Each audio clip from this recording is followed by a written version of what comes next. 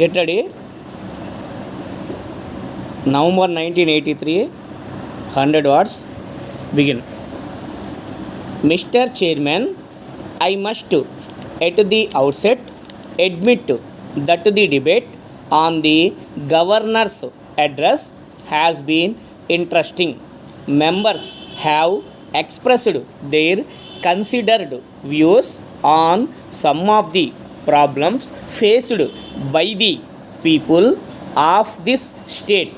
Some of the members have also dealt with questions which are outside the scope of the state legislature and the state government. But I know that those questions are also very important from the point of view of the people of this state. I shall now refer to the views expressed by the members on the recent cyclone in the southern districts of this state. I was very much moved by the expression of sympathy from all sections of the house. This cyclone has overtaken us very suddenly, and it is no doubt a matter of great concern to all of us. I am thankful to the members who have given suggestions for the short term and long term measures that are to be undertaken in order to give relief to the affected people. I am particularly thankful to those who have given the number of suggestions to prevent the repetition of such a calamity in future. I wish to take this opportunity to explain to the House that the government have done all they could to warn the people in that area about the possibility of a cyclone. The concerned officers had also taken all possible and necessary measures. In spite of all these, as the cyclone was so sudden, all their efforts could not fully protect the people against it. The government are now doing everything in their power to help the affected people in all possible ways. The collectors have been asked to send immediately food, clothes, and building materials to the affected areas. I am sure that the relief operations will be effectively undertaken under the supervision of the senior officers of the revenue department. Let me now deal with the food situation. In the first place, we know that there is an overall shortage of food grains in the country. In such a time, the law of supply and demand will operate, and the prices of food grains will naturally go up.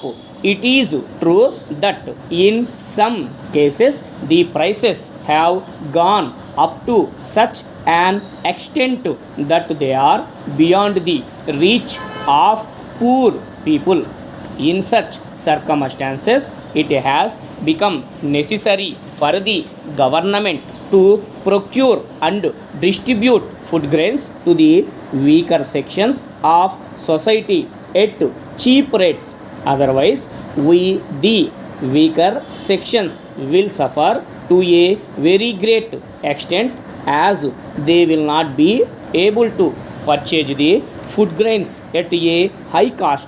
We are doing this job to the best of our ability. Government are aware of some complaints about procurement and distribution. We are looking into such complaints and will take suitable action to make this system effective. I am sorry I am unable to agree to the suggestion made by a member that we should give up procurement and supply of food grains at concessional rates. Letter dated 10th March 1982 from Ranga and Company, Coimbatore, to the General Manager Ravi and Brothers, Calcutta.